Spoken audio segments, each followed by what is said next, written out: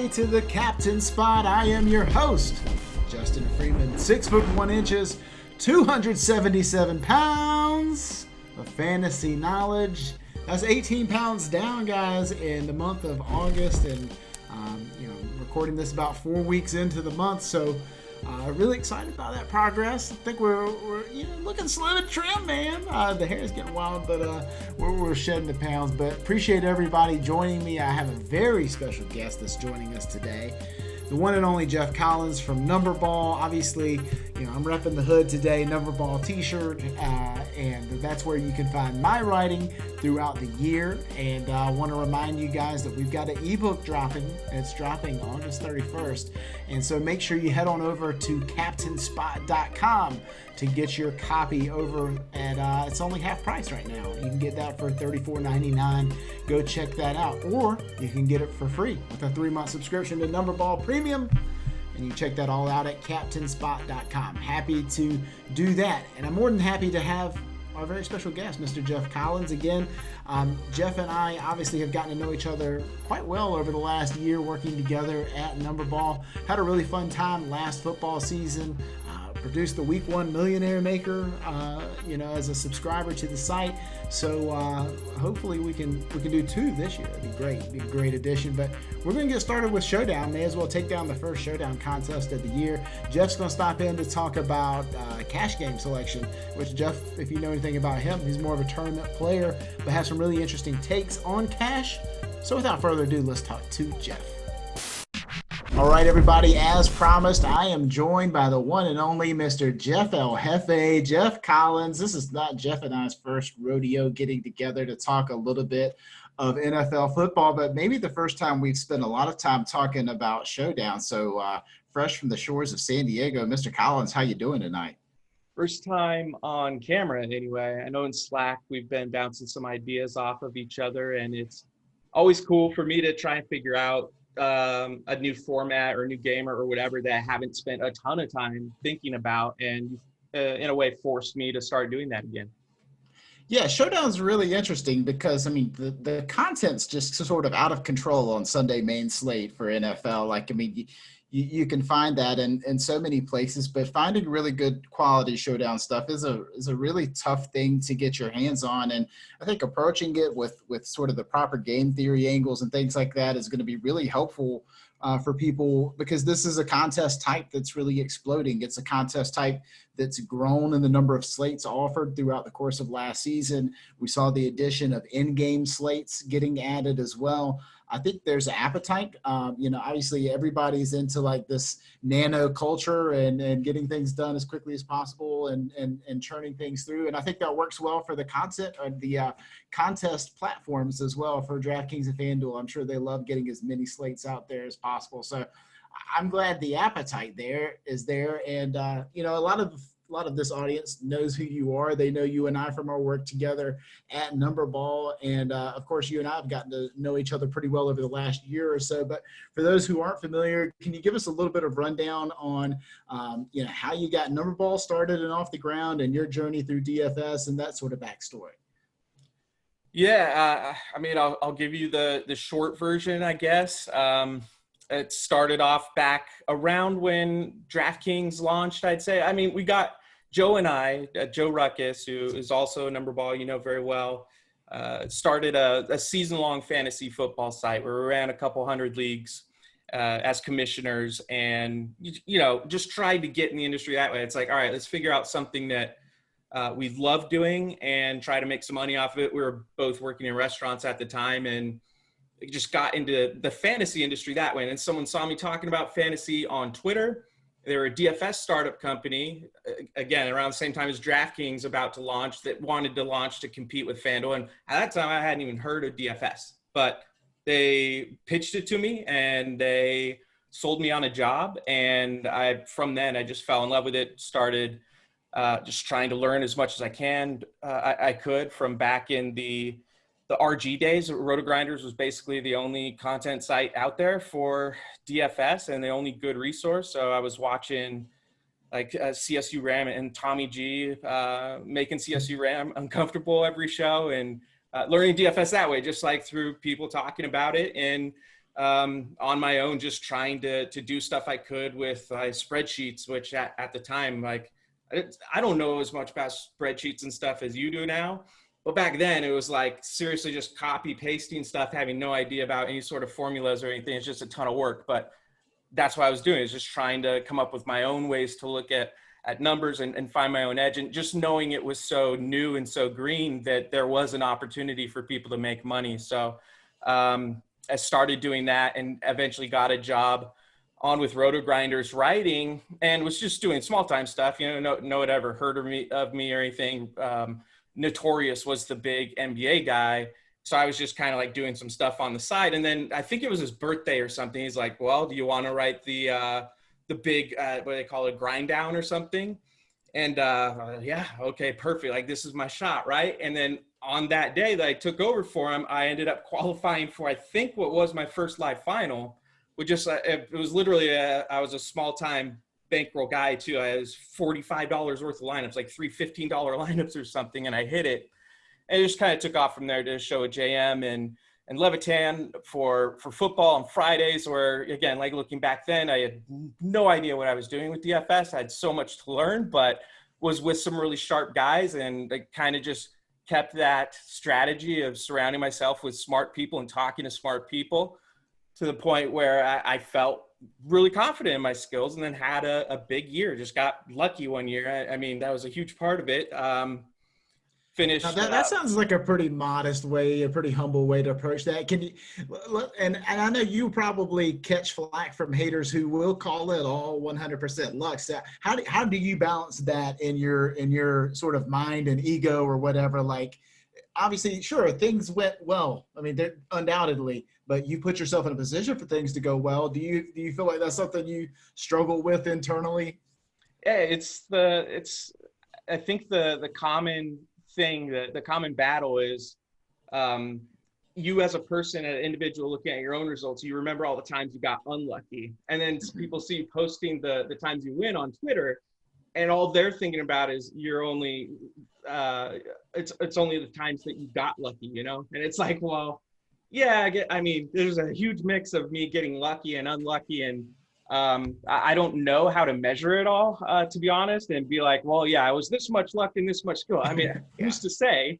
Obviously, I felt really confident in what I was doing at the time, felt like I made big strides in my analysis and all that sort of stuff. I was changing things and developing a process that I felt really confident in. And yeah, it just turned into a really big year. Ended up debating just not even doing any more content, and then realizing I actually love doing that, so let me start NumberBall. And here we are. We're a year into it. Started NumberBall, and Matthew Berry came and approached me about restarting RotoPass Daily with him, so I'm running that with him as well. And it's the craziest ride, man. You've been a part of it, but it's like we've the subscribers have been amazing. We had a guy win the Millie Maker in NFL, which you're very well aware of. We had like 21 people qualify for the FanDuel Live Final at MLB. We had a subscriber win $500,000 in PJ last week. It's just like, to see those sorts of stories, it's just really cool to be a part of. And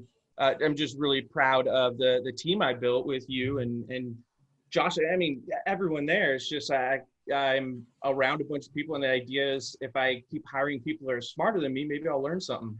Yeah, a special shouts to Josh, because I'm on some really hot golf lineups at the moment right now. I'm really hoping they'll kind of come through over the course of the weekend, maybe by this time, the time this one gets published. But yeah, I think it's a special thing going on over at NumberBall. It's a really talented group of writers and people who are kind of craftsmen within their own specific sports. And you've probably got the most well-rounded skill set of anybody on staff there, in the number of sports that you feel comfortable contributing on. But, a lot more of the rest of us are sort of, niche oriented and grinding down on specific sports. So I really enjoy learning from the expertise, because there's, for instance, Josh Culp is like really digging deep on golf, and I haven't read better golf stuff anywhere. And so I'm I enjoy reading that, and it makes you smarter. And I mean, I hate to even mention one person because then it leaves out everybody else, but it's a really talented group overall. So shouts to everybody.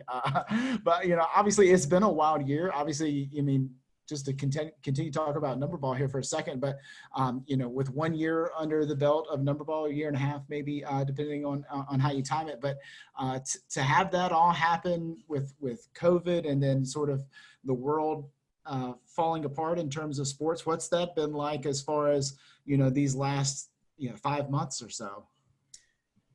Certainly a shock, I would say. Like in the beginning, it was just like going from full-blown NBA and MLB about to start up. It's a pretty busy time. And even think about season-long fantasy football, to just all of a sudden it all shuts off. For a while there, I was just kind of in shock, didn't know what to do, and kind of just didn't do a whole lot for a while. But eventually, just with all that free time, it's like you always push a bunch of stuff to the side and think, once I have some free time, I'll do that stuff. I didn't do that stuff. Instead, I was like building League of Legends models and stuff. Like that was the stuff that ended up interesting me, and eventually turned into KBO. It's like, oh, DraftKings is going to do Korean baseball.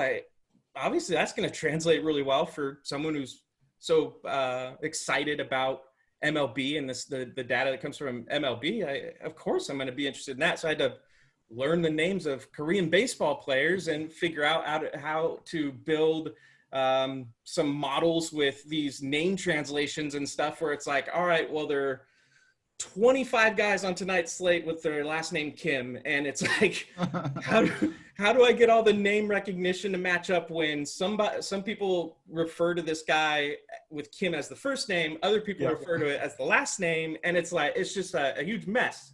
But it was, I mean, honestly, like, part of me wishes the whole KBO thing never ended, because it was going really well. I was having a blast with it.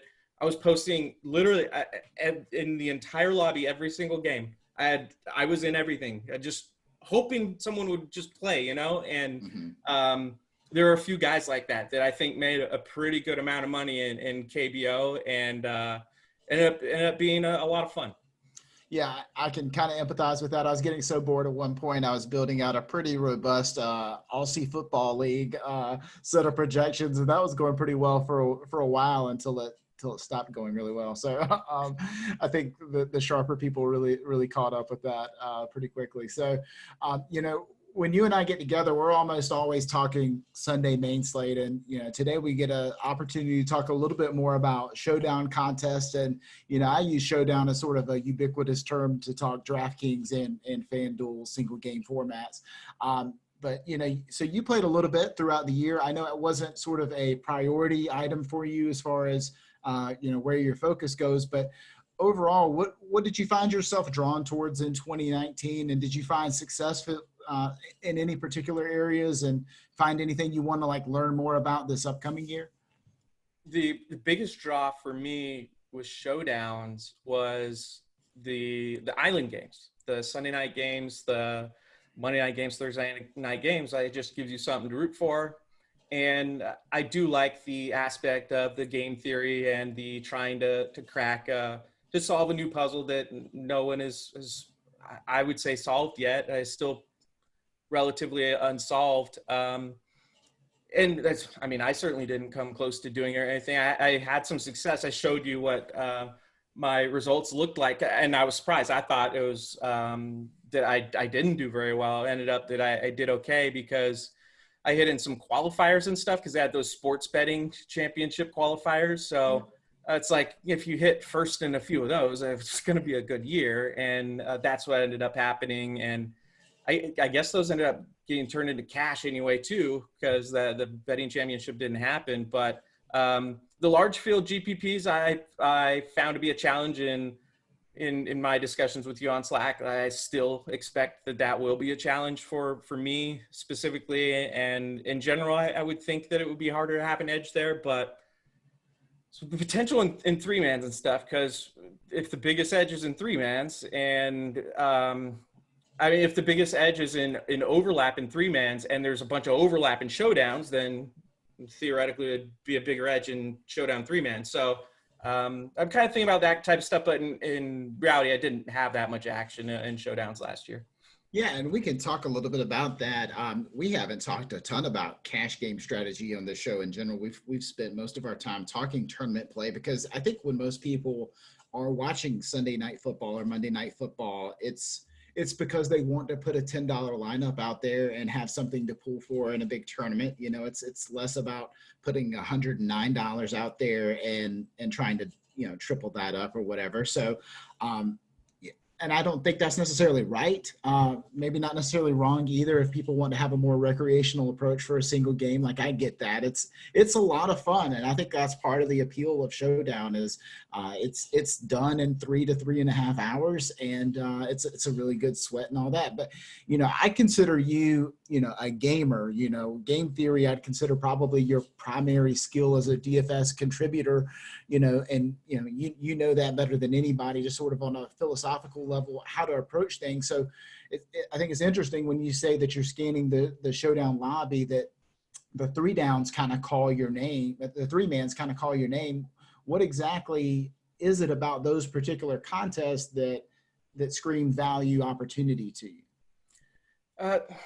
Yeah, like I said, it's the overlap. I think that like there are a lot of good players that I may like. There are players that I don't know that I have an edge in cash games, and some guys that I'm positive I don't have an edge on in cash games. But in three mans, it changes, because the optimal lineup is only the best lineup in a three man if someone else doesn't have it, or even something real close to it too. I mean, there's like it's not just a black and white thing. It's like there's a scale there where the more overlap you have, like, the less optimal it becomes. And when that happens, especially when guys don't even have the mindset to think about that sort of thing, there can become an edge. And yeah, I think that's potentially exploitable. And that I'm not saying that, yeah, so I'm the best three-man player now, or something like that. That's not all I'm saying. I'm saying that if you are going to look to try and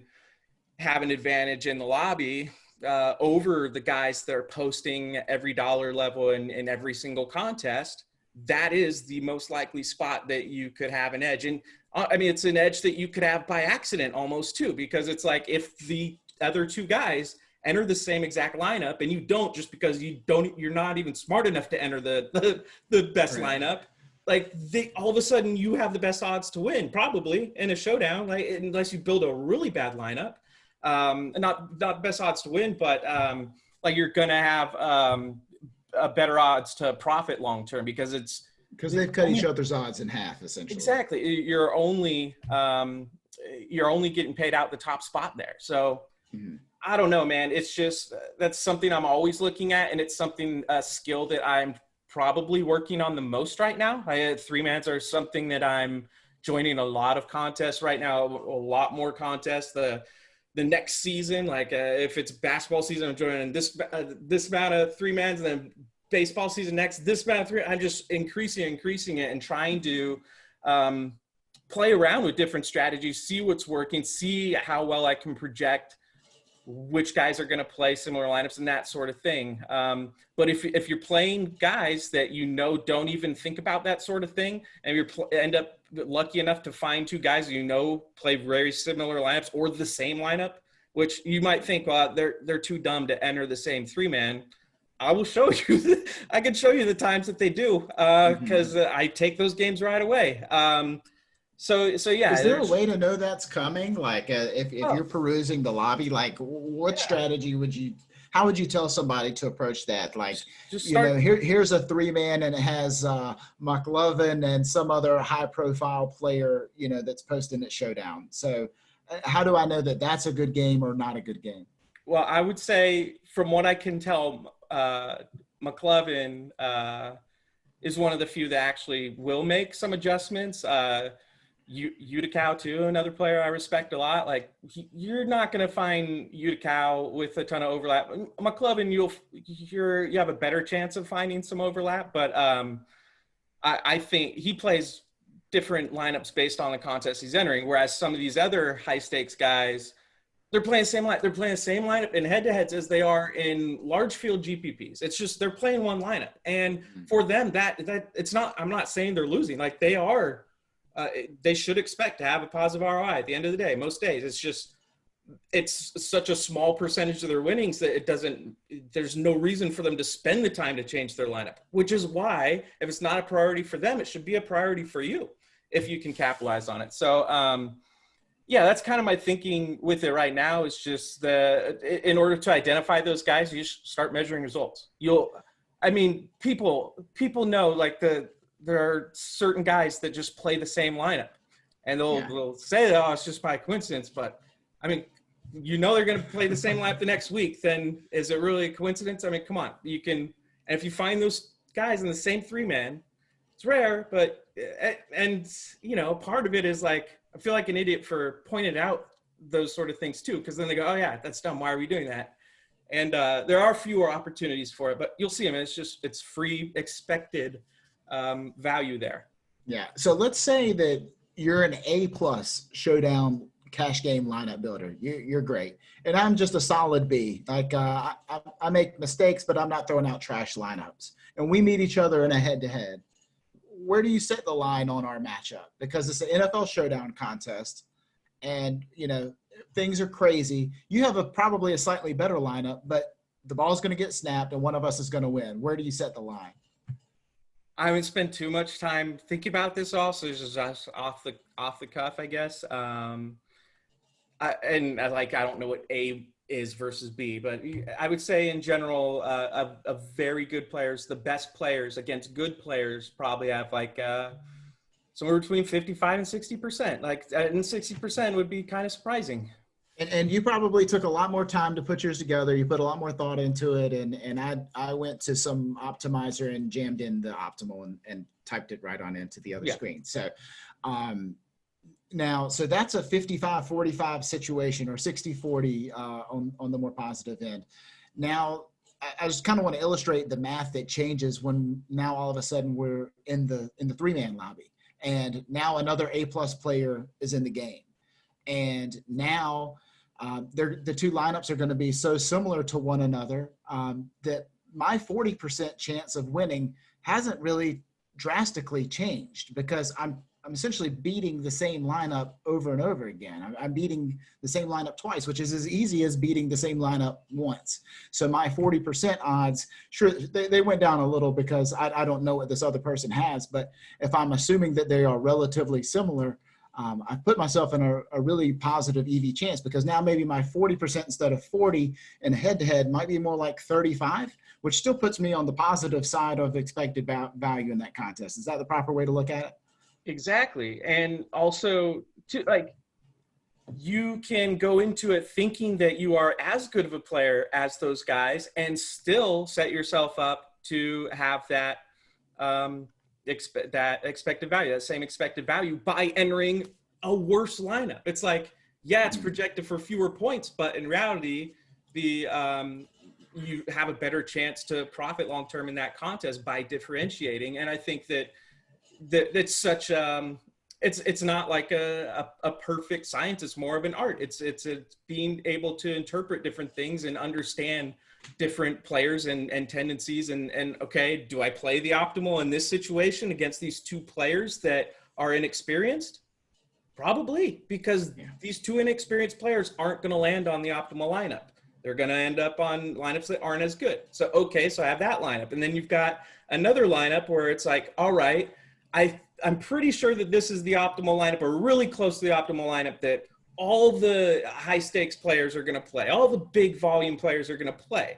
But the best pivot to make with just this one simple tweak, maybe it's the underdog quarterback instead of the favorite quarterback as the captain, or what, just some sort of tweak that ensures that you're different. And then kind of go from there and think, okay, well, how much of a projection am I sacrificing by going from this guy that I know is chalk to this guy that I know probably isn't? And if it's just, you can get to a point where you are confident in your differentiation, but haven't sacrificed a ton of points, then that's the balance you're trying to find. I'm not sure where you draw the line on what you consider to be a cash game versus a tournament. I don't know if you'd consider, say, a 4-man or a 5-man to be cash contest or not, but would you say that if that same 3-man logic is true, would it also be true in a 4-man, also be true in a 5-man? Anything that you can keep sort of in that same general number of players? I mean, or are they tougher to find the volume playing those type of games? Well, it's true for everything. It's true for, you go to large field GPPs and the same thought process applies. How do I differentiate? How much do I differentiate? It's just that those ratios change quite a bit, and those points that you're willing to sacrifice become greater. Like you're willing to drop from 100-point projected lineup in a 3-man down to a 98-point projected lineup, but in a big field GPP, you're playing like a 72-point projected lineup, maybe. It's just, if it differentiates you enough, if you're playing some 5% owned guys in a showdown, like that's just a massive advantage. So it applies to every single game type, I would say. And the ability to maneuver around those and know exactly how many points to sacrifice and when to sacrifice those points is an incredible skill. And I think it's one that can be developed. I think it's a skill that very few people have. And the best players in the world in DFS, the guys the highest volume players don't have that skill. Most of them. I pointed out a couple that I think do, but most people, it's just not even worth their time. And for a guy that does want to grind and try to find an edge in something, I think that would be one place I would start. So I think getting the most volume down can come probably most easily accessible through 50-50s, or not 50-50s, but head-to-heads, because there's just so many people you could pair with. Now, you sort of set the line, just ballparking off the top of your head, around 55% or 60% true odds heading into any one particular contest. Is that sort of leads me to think that maybe picking up head-to-heads may be sort of a losing proposition altogether? Would you say that that's good, maybe taking it a step too far, or do you think that it's just sort of opportunity cost by not playing the 3-mans? Well, yeah, that's a really good player against a good player, though. Like a really good player against a bad player is a massive favorite. So like, it's still worth playing the head-to-heads. It's just all about opponent selection. Just like, anything, especially in the smaller stuff, the opponent selection is just leveraged so much more. Like, of course, opponent selection matters in the Millie Maker, but it's like the fact that you play 1 to 5 to however many inexperienced players in that would matter a lot less than if you played them all together in a small tournament. So you need to think about things that way, I would say. And I think that when it comes to posting versus picking up games and that sort of thing, that sort of strategy isn't something that you could like create a blueprint for and be like, all right, everyone, here's your blueprint to go win in the cash game lobby. It's going to be different for everyone. If you're a really good player, you can post all the games you want. You posted 10K all the way down. And the good players to great players, for the most part, aren't going to take your games. And just all the bad people will. But if some inexperienced player without a badge or something started posting 10Ks in the lobby, it's not going to work out the same for them. They're not going to avoid the good players. Everyone's going to jump on that game. And the quickest guys to those games are the high volume players. So you're set up to lose that way. So if you're a weaker player, you want to start to think about, all right, let me control that a little more. Let me find someone that I think that I could be good at, whether it's you're judging it based off their badge that they have, or you're actually taking a measured approach and well, this guy has cashed 35% of 50-50s and showdowns this year so far. Like, you can track those things. And if you actually wanted to take it seriously and grind out a profit, there's a way to do that. Yeah, and I think that makes a lot of sense. And I just want to hit on a little bit more about this cash game selection thing, because I kind of rewind back in my head to a couple of years ago when I was playing exclusively Sunday main slate cash contests, and I thought I had life all figured out. I was shiny and dumb, and I was posting up head-to-heads, playing a little bit in the 50-50s, playing a little bit of double ups. I take that same lineup, and the lineups everywhere, and I'm just taking whatever action I've got. I've got my little marker checked where I'm taking max 5 games from any one particular player to sort of minimize, my exposure anywhere. But overall, I'm posting at low dollar limits and just taking on whatever action. I'm playing in those large field 50-50s and double ups. And, I thought I had it all figured out, but it sounds like a really good cash strategy is one that's much more active than that. It's not just set the lineup out there and forget it. And I think that's just a point worth drilling home, because I think a lot of people do think that, that you post your games and you go find the double ups you want to be in and you play the same lineup in all of them and you hope for the best, and you'll have a true ROI, a true reflection of your skill at the end of the year. But I'm hearing now from multiple people say, you've got to go in, you've got to do the homework, you've got to know things about that random username, who's on the other side of the board, and have a really good idea of who you're playing against. And that takes work, right? I mean, this is not an easy thing to do. And it's going to be a matter of whether the juice is worth the squeeze for you. Exactly. And to be honest, it's not worth it for me. I mean, it's most of the time, that's why I didn't do it last year. Number one, I don't have the time to do it, to try and grind out an extra 4% or something on my ROI. I'm doing a lot of the showdown stuff. I treated almost exclusively as entertainment. Like when we were talking about how well I did, I assumed I had lost because I hadn't even looked. I didn't know.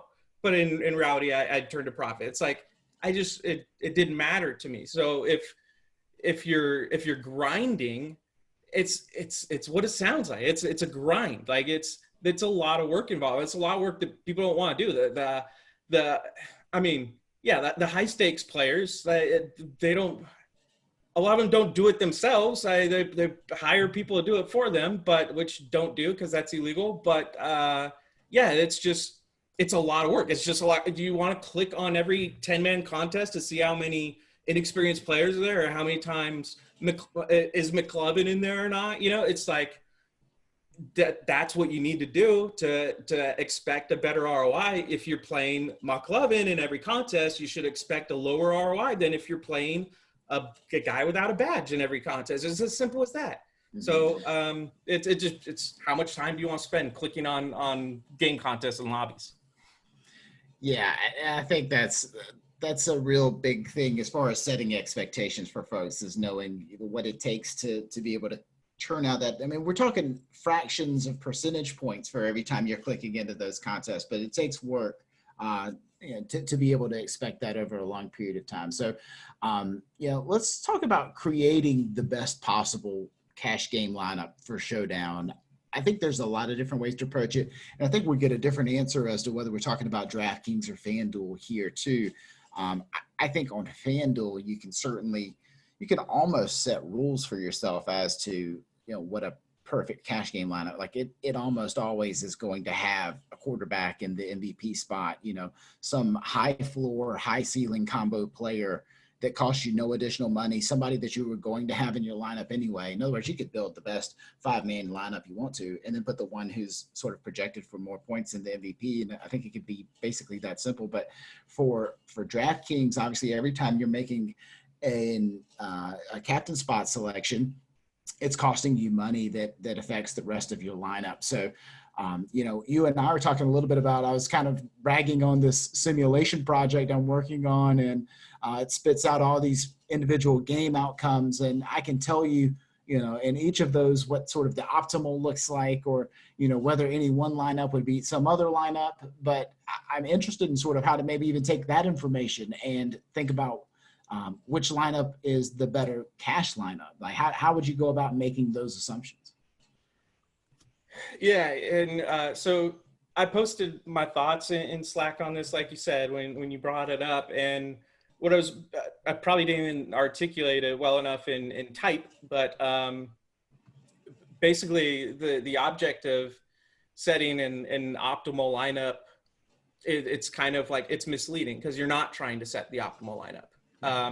The optimal lineup, like the perfect lineup at the end of the night, the one that has scored the most points, that's not a good cash game lineup, almost certainly. So finding that based on a bunch of simulations, that's a bunch of lineups I wouldn't use in cash games, essentially. What I would great for tournaments, but I mean, absolutely, hugely valuable for that. But when it comes to cash games, it's like, all right, well, I would rather know which guys are more likely to, which guys more frequently pop up in the top.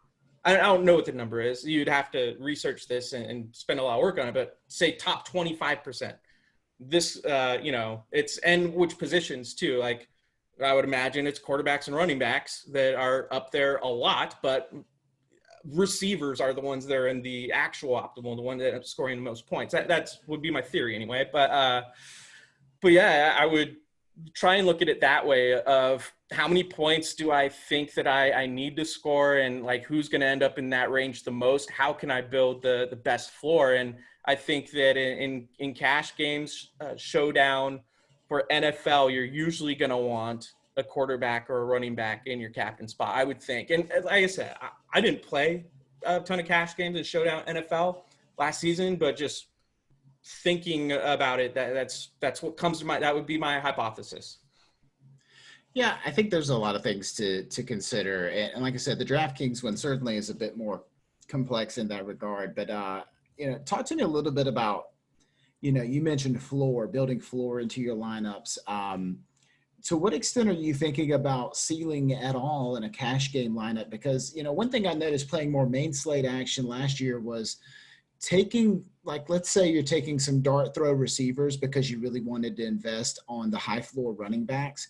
Like it was nice to occasionally be sprinkling in some high upside receivers that are sort of in that 4K price range, because if one of them actually does get near ceiling, it lightens the load on the rest of their requirement of the sort of maybe other two that you're pairing them with, if you're going with sort of a cheap wide receiver build. So like that same concept in a showdown where, maybe with that $2,000 player that you're putting in there, maybe that's somebody who is actually in a somewhat reasonable chance to catch a touchdown that could swing the slate and make up for that, as opposed to say playing the kicker who is going to get you 8 to 12 or something like that. I mean, are you balancing floor and ceiling at all? I guess it is pretty complicated, because I would say you could even go past that and say, well, why not just take a $200 player? And in a way that increases your floor. It's like that guy might not get any points. So in that sense, he's not a high floor player, but now all of a sudden you're relying on only one fewer guy to pay off. Right? You're relying on fewer things. You've turned how many guys in a showdown? Is it 6? 6 in DraftKings. Mm-hmm. So a 16 parlay into a 5-team parlay, right? Like you have that sort of thinking, and that's better if you are going for a floor. But like people, I mean, I say that, and especially in head-to-heads when you're playing strong opponents, you shouldn't just forget about your ceiling. You can't. You'll lose. It's easier to do in large field double ups when there's just going to be a bunch of bad lineups, but you're playing against someone that's good. Like you still have to build a lineup that's going to beat them, not just one that's not going to lose. So yeah, it's just, again, it's like thinking about building a lineup for the contest you're in. But in general, I would value just relying on fewer touchdowns and that sort of thing. Like, let me get the guys with the opportunity, the guys that like quarterbacks and running backs that are gonna get the opportunities, the touches guaranteed, and take some. You have to take some chances. There are only 2 quarterbacks and 2 starting running backs, so take some. Like chances. you might be able to get, say, the 2 wide receiver 3s for each team at $4,000 a piece, for example, or you might be able to get the starting running back for the underdog and that $200 player you mentioned at the same price combination. So I think that's an interesting way to think about it. So now you're kind of looking at, well, those 2 wide receiver 3s combined to outscore that running back number 1. And quite frequently, maybe they probably actually would not be projected to do that. And so, that's a really intriguing way. And that's probably also a really good way to make sure that you're unique in your 3-mans too, because and GPPs. Yeah. There you go. So, and speaking of GPPs, let's take it there. I can't let you out of here without talking tournaments. I know that's, one of your areas of expertise as well, but I did notice that I was doing all my research for Showdown this off season, and I was looking at some of the winning names. I did see a Jeff El Jefe take down a large field Showdown GPP in one of these contests. Unfortunately, bad news for you, Jeff. It was the most heavily duped lineup of the year. So you got first place, but you tied it with I think it was about 700 people. So it was a really popular lineup. But I'm sure you will never turn down first place. That's for sure. I mean, there was no other place in that tournament that made more money than the first place position did. So kudos. That was a backhanded compliment, I'm sure. But I'm curious to your thought process on that. And you mentioned that your Showdown exposure last year was more or less casual, and so you may have made that lineup quickly and without a ton of thought behind it. But kind of looking back, like let's sort of dissect that one, if you don't mind. Like, tell me a little bit about what the pros and cons of that particular lineup construction were like. Like, I mean, obviously, if I told you that you'd be sharing that lineup with 700 people before the contest starts, do you still submit it? Oh, of course Yeah. not. No, Right. yeah. You'll have to refresh my memory. I didn't get a chance to look this up. So walk me through what the lineup was, and I'll see if I can remember it.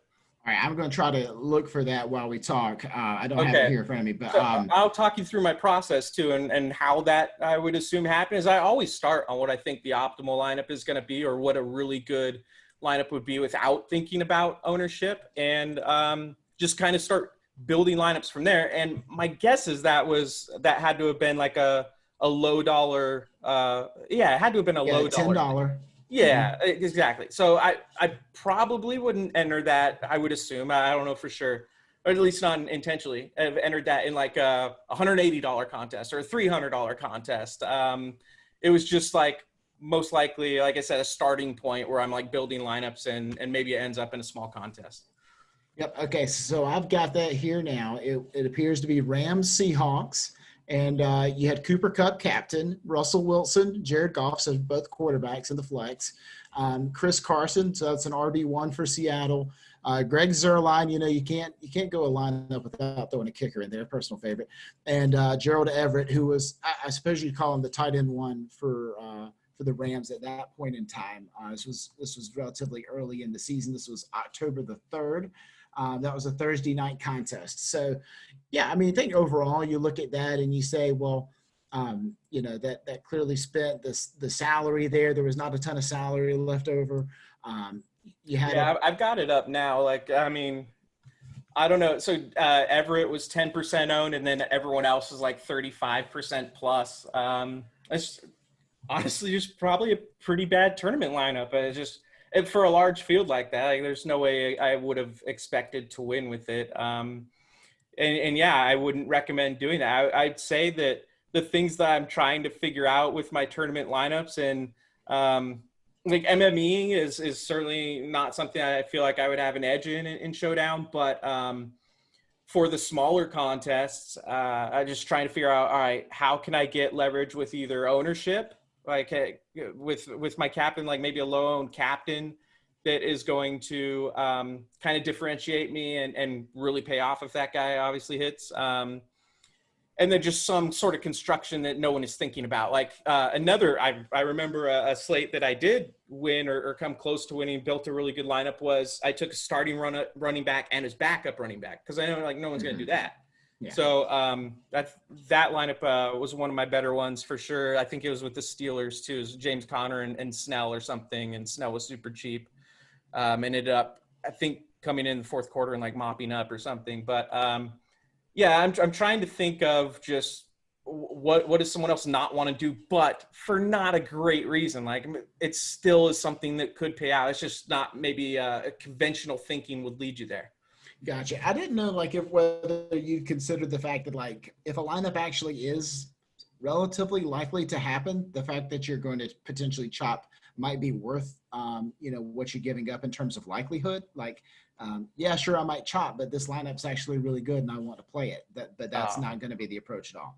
No way. If I know it's going to be a chop, it goes in the trash can. Yeah, I mean, it's like because I think long term, if you end up like this sort of thing, if I play a lineup like this long term in tournaments, I'm going to be a loser. There's no way around it. You can't have, when it pays off, your payout be so small, relatively. So, yeah, you've got to ensure that when your lineup hits, that it hits for a lot.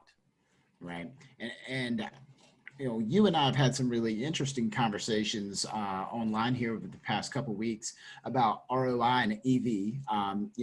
I've had a couple of guests on who have sort of hit those topics hard, and that's sort of led to some springboard conversations between us. And I just sort of want to open up the floor to you to talk about return on investment and expected value, and what do those two terms sort of mean to you?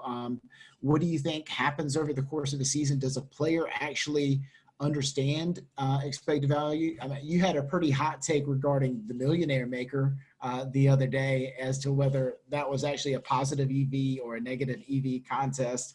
But I just kind of want to open up to you to just talk about, when you think ROI, when you think EV, what type of things are you thinking about, and how does that impact contest selection?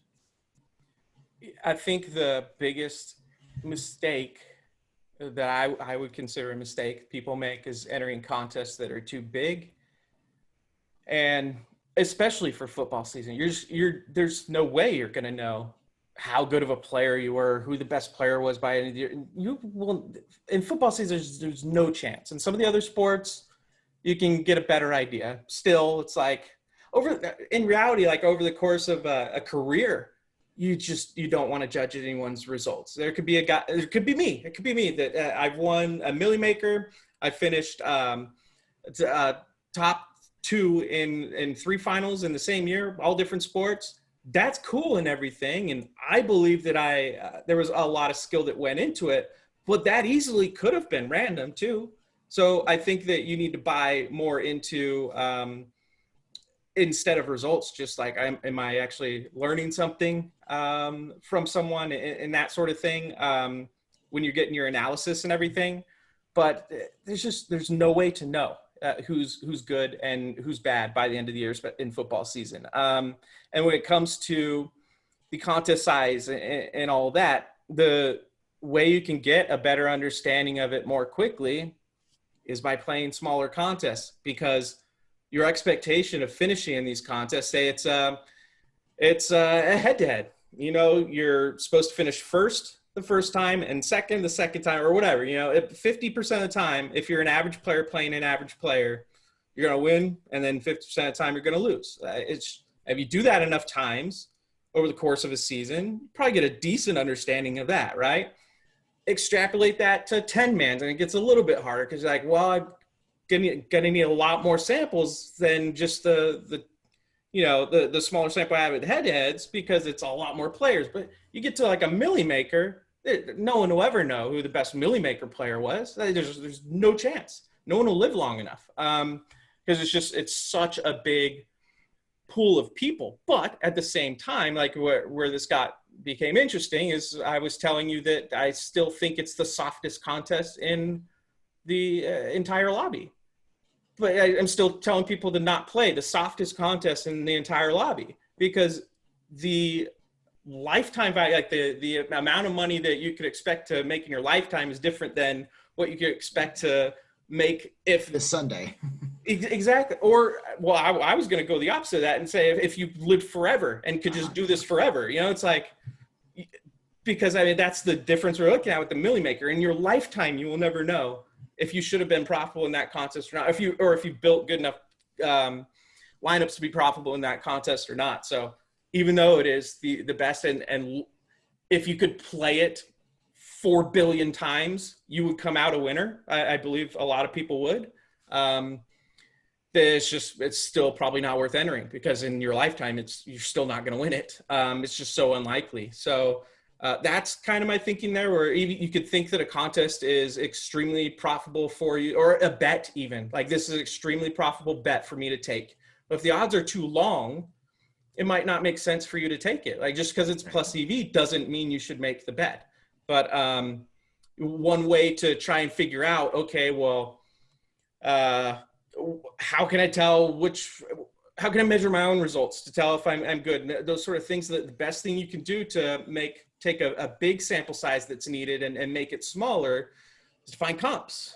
And I think for measuring your own results, one good way to do that is to find someone that is in your Slack channel or whatever that's doing the same exact thing you're doing, essentially similar process.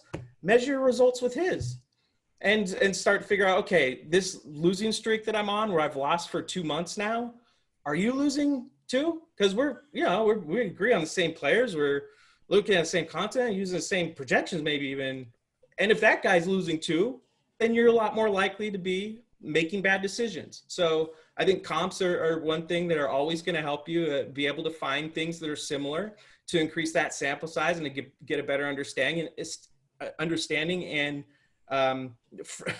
it sounds silly, but having friends really will give you a better understanding of whether you're making good lineups or not. So I'll just never know whether I'm making good lineups. Because we all ignore you in Slack. We're not going to tell you what we think of your results.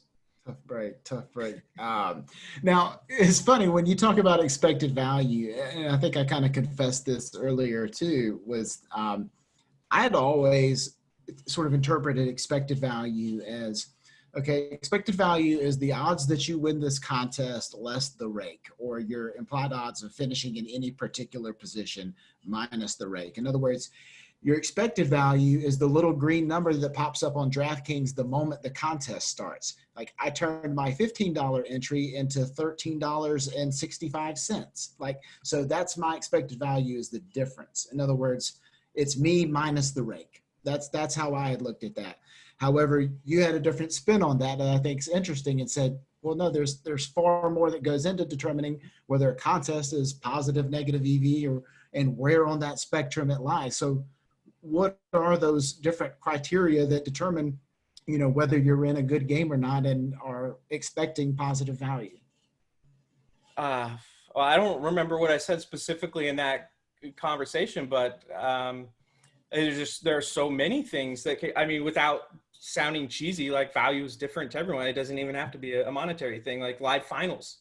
Expected value, if you want to talk about EV, in a way, you could equate experience to value, right? And it's like, all right, yeah, so I'm paying higher rake, but is it a plus EV concept? Not by the ROI expectations, but does it mean you shouldn't enter it? No, because you're going to have a blast. Like, that's going to be a fun time, maybe, if that's one of your goals. So I don't know. I just don't like when people are only looking at the numbers and not considering other factors like that. And I do think it's important to realize your sample sooner, and those sort of things, like I was talking about with contest size. And I really prioritize accomplishing goals. So everyone's setting what their goals are and figuring out, okay, how can I build my expected value in the contest I enter and all that around that to accomplish the goals. Yeah, and I think part of your point was sort of making value judgments about the other people in the contest as well, and how that affects your expected value. Because, if you're in a 10-man tournament or a 100-man tournament, for example, and 50 of those lineups are dead before the game ever starts, and don't have a really viable chance or minuscule one at that, then you're in a highly expected value place. Yeah, so it's opponent selection. Yeah, mm-hmm. And it's like, and it's not even about good or bad opponents. Like I kind of touched on with the whole 3-man thing against good players. Like, it's about knowing what you're getting into. You can play against good players in a 3-man, and if they have the same lineup, have positive expected value, even though you're the worst player. So there is a lot more that goes into it rather than just that sort of thing. And rake plays a huge part too. You can enter a $10 double up in the DraftKings lobby and pay 10% rake or 15% rake. Do you know which one you're paying? Because I'm pretty sure most people have joined one of those double ups. But why are some people choosing the one with 15% rake and some people choosing the one with 10% rake? They're there every single slate. The reason that DraftKings keeps putting out the ones with the higher rakes, because people keep joining them. So it's like, if you're just looking at those sort of things and just paying attention to detail and trying to carve out all these small edges, the people talking about the edge in DFS being gone, it's there if you want to work for it and grind for it. And Like they're the biggest, the highest stakes guys, the guys that have got, for the most part, DFS solved. You're not going to win the same ways that they're going to win, but you can grind out profits in different ways in areas that they don't even care about. Yeah, and I think that's obviously huge, and I know nobody wants to hear it, that that you've actually got to work hard, because I think part of the allure of DFS is the ability to get down action really quickly. You can have the one lineup, you can bang, bang, bang, click your way down the lobby board and enter as many contests as you want. That's a really attractive thing, and it's relatively quick, and maintaining one lineup is relatively easy. But actually getting in there, grinding and making a steady profit, working the head-to-heads, working the 3-mans, working the 10-mans, working those small field tournaments, being careful not to waste your bankroll chasing things that are not positive expected value, or things that you're at least not likely to realize that value over any short period of time. You're going to punt away money. And if that's part of, if grinding out tiny profits is not appealing to you, then that's fine too. Nobody says that has to be your goal. You're just not as likely to make money any other way, but it can be done. And as long as whatever that value is that you're wanting to expect, we talked about expected value, you're making sure that it's aligned with your goals. And that's obviously a huge thing. So Jeff, I really appreciate you talking Showdown with us. Before I get you out of here, why don't you tell everybody what you're working on over at NumberBall? Obviously, it's an interesting time to be alive for a multi-sport content provider. So, with baseball and basketball both going on and football right around the corner, I think you're up to your eyeballs at this point, and I imagine you've got your eyes on some KBO slates tonight too. So, what's going on with you, and what do the people need to know? Yeah.